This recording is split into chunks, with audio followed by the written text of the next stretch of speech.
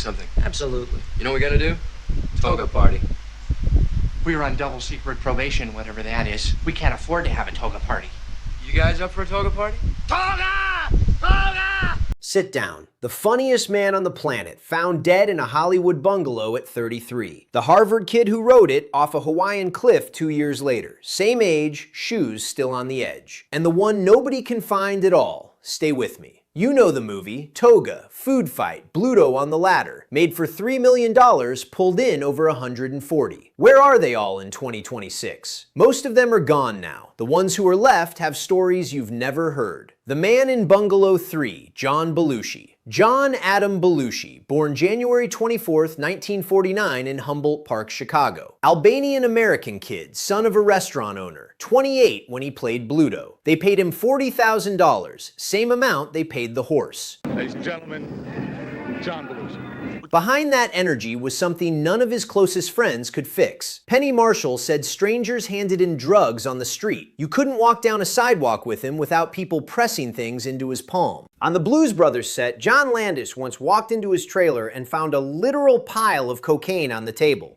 See if you can guess what I am now. Landis scooped it up and flushed it. By February of 1982, he was living in Bungalow 3 at the Chateau Marmont, $200 a night. His wife Judy was back in New York. His dealer was a Canadian backup singer named Kathy Smith. She used to date Gordon Lightfoot. She knew where to get heroin. She knew how to use the needles he was afraid of. The night of March 4th, De Niro stopped by. So did Robin Williams. Both said something was wrong. Both left. Holy shit! Kathy Smith injected him 11 times that night, heroin and cocaine. Around noon on March 5th, 1982, his trainer, Bill Wallace, let himself into the bungalow. Belushi was on the floor, naked, cold, 33 years old. He was the first one, he wasn't the last. The pizza box headshot, Stephen First. Flounder, the fat kid, the one who shoots the horse, the one who cries. Stephen Nelson Feuerstein. Born May 8, 1954 in Norfolk, Virginia, 22 on set, the youngest Delta. Round-faced, soft-eyed, looked exactly like the kind of kid who'd pledge a fraternity on a dare. Oh boy, is this great! Behind that role was a kid who already knew exactly what was going to kill him. When Stephen was 16, his mother and father died within weeks of each other. Heart disease, leukemia, both connected to diabetes. A few weeks after his father was buried, doctors told 16-year-old Stephen he had it too. He moved to Los Angeles. He delivered pizzas while he chased acting work. And here's the part nobody believes. He started slipping his own headshot into the pizza boxes with the pepperoni. I was delivering pizzas in Hollywood, and I thought it would be cool. The hope was that one of those boxes would land on a producer's desk. One did. Maddie Simmons of National Lampoon opened a box, saw the photo, and called him in. I didn't even point the gun at him. Maybe he had a heart attack. Holy shit! That's how Flounder got cast. A pizza delivery. 40 more years of work. St. Elsewhere. Babylon 5. Directed, produced, wrote a book about being a fat man with diabetes who refused to surrender. June 16, 2017 in Moore Park, California. 63 years old. The same disease that emptied his childhood home took him too. His sons asked fans not to grieve. They asked them instead to make somebody laugh. Really, really hard. Death at the Academy, Cesare De Nova, Mayor Carmine De Pasto, the crooked Italian with the rolled R's and the implicit mafia ties. The guy Otter offers $10,000 to. If you want the homecoming parade in my town, you have to pay. Cesare De Nova, born March 1st, 1926 in Bergamo, Italy. 51 when they cast him. Spoke 5 languages. Fencing champion at 15. Played for the Italian national rugby team at 17. Pilot, painter, polo player, master archer. Behind the mayor's bluster was one of the great almost stars in Hollywood history. He was supposed to be in Cleopatra in 1963. Big role, third lover opposite Elizabeth Taylor and Richard Burton. He shot scenes with her. Then Burton and Taylor started their real-life affair, and the producers cut Cesare's part down to almost nothing to feature the two of them. Mr. Marshall, the streets of Faber are yours. Thank you, Mr. Mayor. He never recovered the trajectory. Decades of being one phone call away from the A-list. He kept working, Mean Streets for Scorsese, dozens of TV guest spots. He never retired. Couldn't. March 19, 1992, 66 years old. He just shot an episode of In the Heat of the Night. He drove down to the Academy of Motion Picture Arts and Sciences headquarters in Los Angeles to sit on the Foreign Language Film Committee, voting for the Oscar for foreign film. The work he dreamed about as a kid in Italy. Heart attack at the meeting. Right there in the room. The Italian who almost made it dropped dead voting on the prize itself. The Dean, at rest. John Vernon. The Voice. No more fun of any kind. Well, well, well. Fat, drunk, and stupid is no way to go through life, son. The greatest movie villain who never killed anybody. Adolphus Vernon Agapsovitz. Born February 24th, 1932 in Regina, Saskatchewan. Polish-Canadian, trained at the Royal Academy in London. He was the voice of Big Brother in the 1956 film of 1984, Big Brother. This year we're going to grab the bull by the balls and kick those punks off campus. Nobody else can say that. Behind that velvet bad guy voice was a man who'd spent 30 years playing villains in serious films. Dirty Harry, Topaz, The Outlaw Josie Wales, Point Blank with Lee Marvin. He'd been a Hitchcock spy. Dean Wormer was the role America actually loved him for, the one he almost turned down. He thought a college comedy was beneath a Rada man. His daughter Kate said later that Animal House saved his career. And right from the start, I became suspicious. His office at that time was in some dingy old hall. He kept working, did cartoon villain voices for a generation of kids, showed up at Animal House anniversary panels and milked the catchphrase. January 16th, 2005, he went in for heart surgery. It went okay. The recovery didn't. 16 days later, February 1st, his daughter Kate found him in his bed. He died in his sleep, 72 years old. The man who controlled Faber College on screen left no kingdom behind him. Just a body of work, and a daughter who became an actress because of him. The next one is the worst one. The Shoes on the Cliff, Doug Kenney. He's not in the cast list most people know, but he's the reason this movie exists. Douglas Clark Francis Kenney, born December 10th, 1946 in West Palm Beach, raised in Chagrin Falls, Ohio. Harvard, class of '68, president of the Spee Club, editor of the Harvard Lampoon. Doug Kenney was one of the great wits I've ever met. Really a literary and very funny person. Co-founded National Lampoon at 23, wrote Animal House with Harold Ramis and Chris Miller, cast himself as Stork, the kid who steals the parade band. Summer of 1980, 33 years old, he'd just co-written Caddyshack.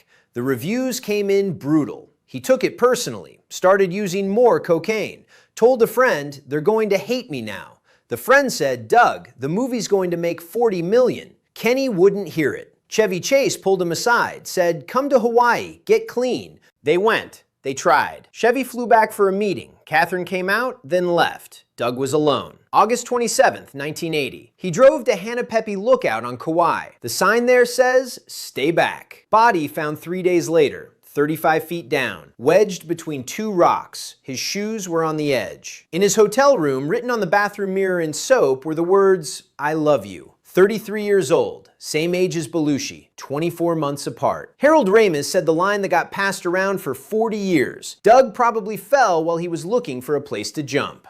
The Dean's wife, Verna Bloom. Marion Warmer, the Dean's drunk wife. The one Otter picks up in the supermarket. The cucumber scene. Verna Bloom. Born August 7th, 1938 in Lynn, Massachusetts. Boston University, 1959. Started her own theater company in Denver. Made her Broadway debut in 1967 in Marat Sade, one of the heaviest plays ever written. Behind the comedy turn was a serious actress most of America never recognized. So I walk in, I meet John, and I said, "I have to sit down. I can't tell you how sick I am." She was in Haskell Wexler's Medium Cool, the famous yellow dress scene, searching through real footage of the 1968 Chicago riots. Wexler put her into actual riot footage during the Democratic Convention. She got handcuffed and arrested by mistake. The Library of Congress preserved that movie. She was in The Last Temptation of Christ. She played the Virgin Mary. She was in High Plains Drifter with Eastwood. She was in After Hours for Scorsese, the Virgin Mary. Then Marion Warmer in The Supermarket.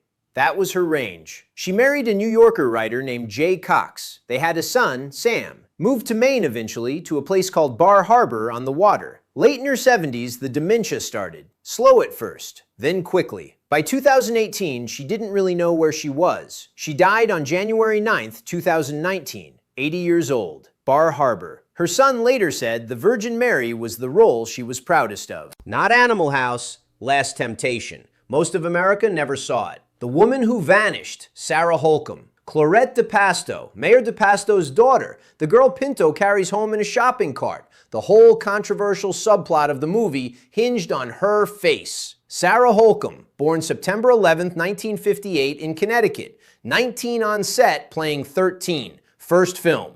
Her face was on a Hollywood Reporter feature before she'd seen the finished movie. They had her cast in Jaws 2 already, then cut her loose during script revisions. Caddyshack picked her up next. Behind that bright debut was a young woman who walked into a fast crowd at the worst possible moment. Chris Miller, who co-wrote the film, said it directly. She was younger than the rest of us. We were a fast crowd. Drugs were everywhere. She fell into bad company. Cocaine mostly. Animal House. Caddyshack. Happy Birthday Gemini. Walk Proud. 4 films in 24 months. 2 of them generational classics. Then in 1980, around 22, she stopped. The cocaine had triggered something underneath. Schizophrenia. She was institutionalized. By 1981, she was done. She went home to Connecticut, changed her name, refused all interviews. 45 years she has not spoken publicly. Not one comeback piece, not one anniversary panel. Her brother David, also an actor, blocks every inquiry. She is, as of 2026, alive, 67 years old, reportedly somewhere in New England, quiet, watched over.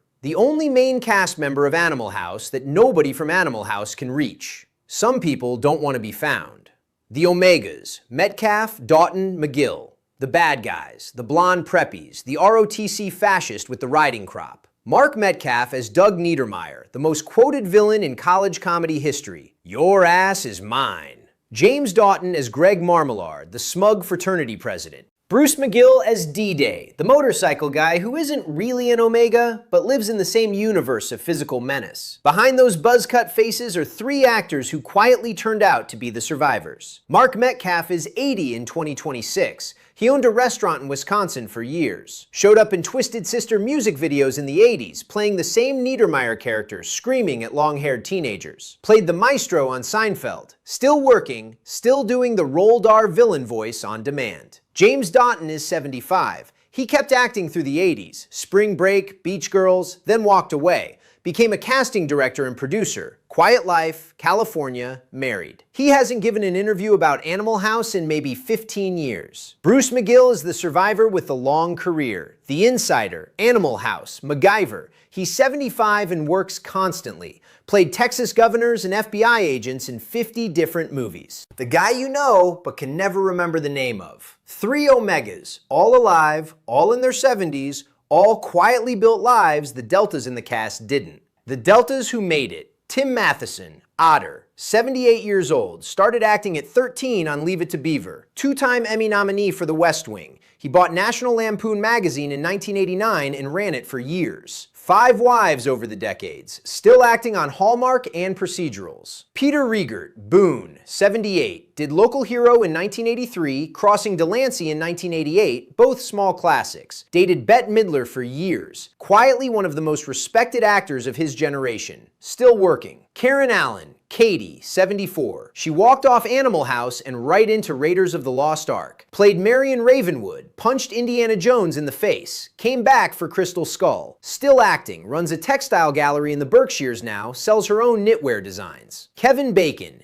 Chip Diller, the kid who gets crushed at the parade and screams, "All is well!" He was 19 years old. It was his first credited film. He's now 67. Footloose, JFK, Mystic River, the Bacon Brothers Band. 46 years married to Kira Sedgwick. Tom Hulse, Pinto, got Oscar nominated 6 years later for playing Mozart in Amadeus. And then, at 40, he just walked away. Stopped acting, moved to Broadway as a producer, won a Tony for Spring Awakening in 2007, came out as gay in 2008, Quiet Life, 72. 5 deltas, all alive, all built second acts. Otis, Still Plain, Dwayne Jesse. The Toga Party, Shamalama Ding Dong. Otis, my man. Dwayne Jesse played Otis Day, the soul singer who fronts the band at the Delta Party. The character was made up for the movie. The band was made up for the movie. There was no real Otis Day before Animal House. The whole thing was a screenwriter's invention to get Otis Redding's energy onto a college soundtrack. Behind that character was a working actor who saw something most people miss. After the movie wrap, Jesse did something almost no actor in Hollywood ever thinks to do.